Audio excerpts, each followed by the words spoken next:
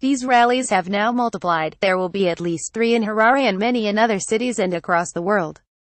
They are being called to celebrate what has happened so far and Mugabe's imminent departure, and to put pressure on him and any friends he has left, in the form of a mass action.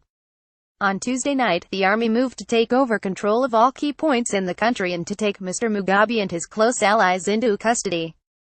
After a brief struggle, the operation was completed before sunrise, and an announcement was made over TV and radio that the army had taken over and that the president and his family were safe but under protective custody. During Wednesday, they picked up several other Mugabe allies and confirmed their hold on the country. The first reaction from the regional and international community came in mostly mixed signals, not knowing what to make of the situation, jubilation and dancing on the streets, solid support for the army.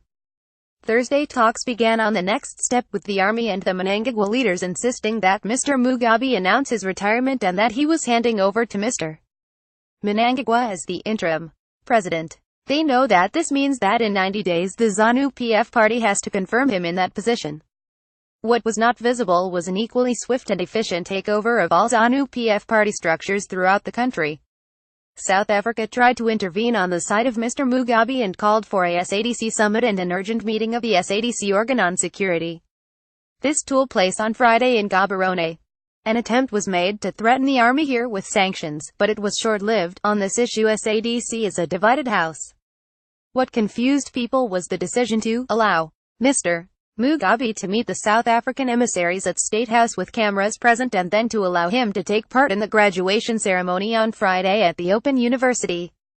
But this is just play acting for the benefit of African leaders to whom the people in charge want to represent. What is a coup is simply an attempt to restore sanity to national affairs, and that they were doing their best to make it constitutional and legal with the minimum of force.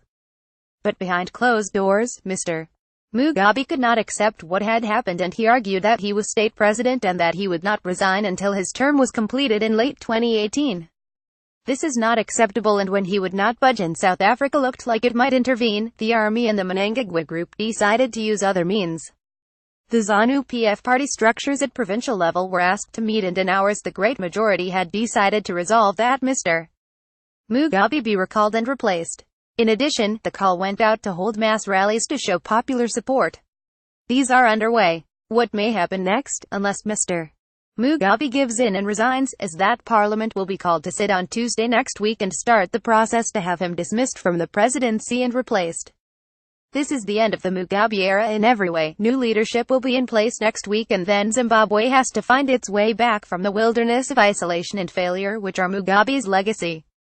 Post published and featured.